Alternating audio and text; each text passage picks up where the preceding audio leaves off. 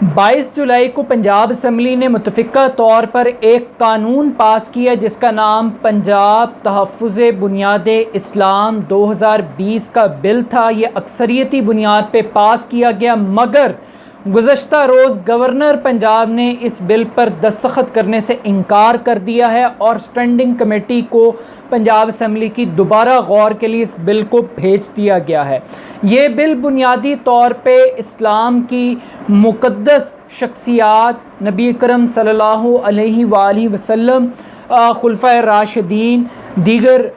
پیغمبر، امہات المومنین اور صحابہ اکرام کے حوالے سے، ان کے تقدس اور احترام کے حوالے سے بڑی کلیئر گائیڈ لائنز اس بل کے اندر دی گئیں، اور توہین مذہب کرنے والے اور ان شخصیات کے حوالے سے غلط قسم کی تحریریں اور گفتگو کرنے والے کو 5 سال قید اور 5 لاکھ روپے جرمانے کی سزا تجویز کی گئی ہے۔ اس بل کے پاس ہونے کے باوجود گورنر پنجاب نے کیوں دستخط سے انکار کر دیا، یہ بہت امپورٹنٹ ہے۔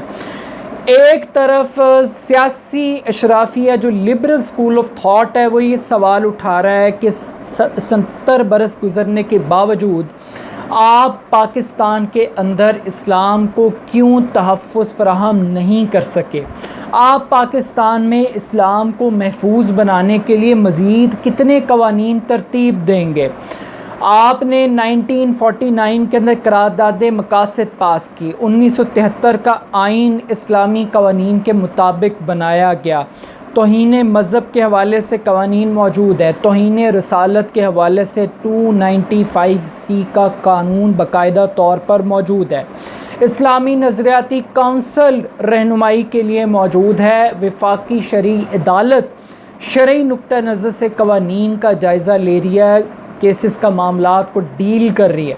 اس سب کے باوجود آخر کیوں ہر چوتھے 5ویں مہینے آپ کو مختلف قراردادیں لانی پڑتی ہیں، قوانین بنانے پڑتے ہیں؟ وہ یہ سوال اٹھا رہے ہیں۔ وہ یہ سوال بھی اٹھا رہے ہیں کہ آپ ان قوانین کی آڑ میں کرنا کیا چاہتے ہیں، کیونکہ الزام یہ لگ رہا ہے کہ DGPR کو اس قانون کے تحت یہ اختیار دیا گیا ہے کہ وہ قومی سلامتی، ثقافت، مذہب،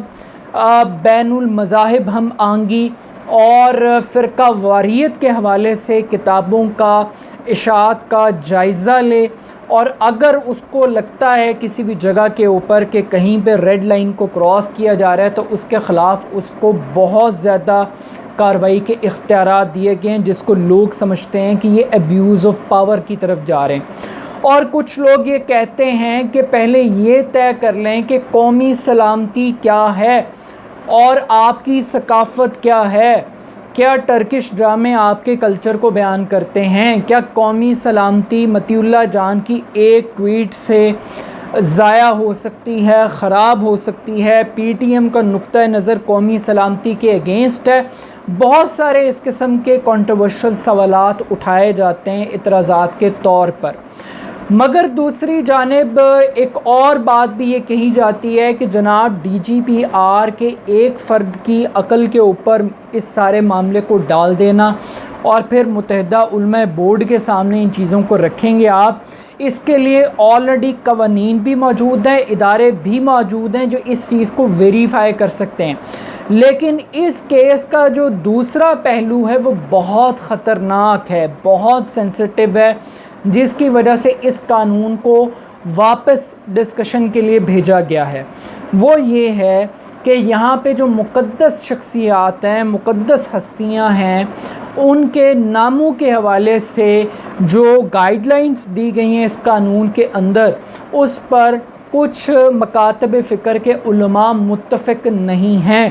وہ ان مقدس ہستیوں کے، شخصیات کے ناموں کے ساتھ ان الفاظ کو استعمال کرنے کے لیے تیار نہیں ہیں، اور یہ بہت بہت خطرناک، بہت ہی افسوسناک بات ہے کہ یہ ایک نئی کنٹروورسی کریٹ ہو گئی ہے، اور یہ سیکٹس کو لڑانے کی ایک باقاعدہ سازش کچھ لوگ اس کو قرار دے رہے ہیں، اور کچھ لوگ یہ کہہ رہے ہیں کہ وہ فرقہ واریت کا آسیب جس کو 20 سال کی بڑی محنت سے بوتل کے اندر بند کیا تھا اس ایک قانون نے،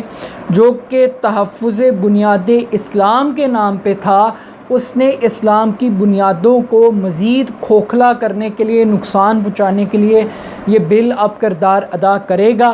کچھ لوگ بڑے خطرناک قسم کے سوشل میڈیا پہ فتوے جاری کر رہے ہیں، نفرت پھیلا رہے ہیں، اشتعال انگیزی پھیلا رہے ہیں۔ ہمارے لیے تمام مقدس ہستیاں، شخصیات قابل احترام ہیں، اور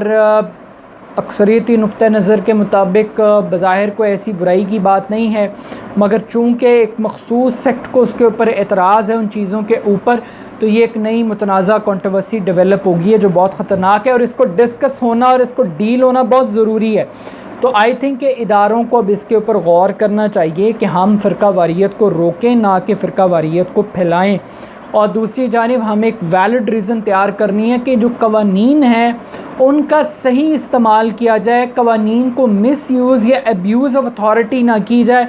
اور تیسری اہم بات یہ ہے کہ جو لوگ یہ کہہ رہے ہیں چودھری پرویز الہی کی شکل میں کہ پنجاب سے ہٹ کے چاروں صوبوں کے اندر، وفاق کے اندر اس قانون کو نافذ کیا جائے اور اس کو ایک تاریخی کارنامہ انجام دے رہے ہیں، تو آئی تھنک کہ ان کو کنسنسس بلڈ کرنے کی ضرورت ہے پاکستان کے اندر۔ تو گورنر پنجاب نے ایک اچھا اقدام کیا، لیکن اس قسم کے اقدامات سے پہلے علماء اکرام کو اور تمام مکاتب فکر کی یکسوئی اور یکجہتی کو حاصل کرنا بہت ضروری ہے۔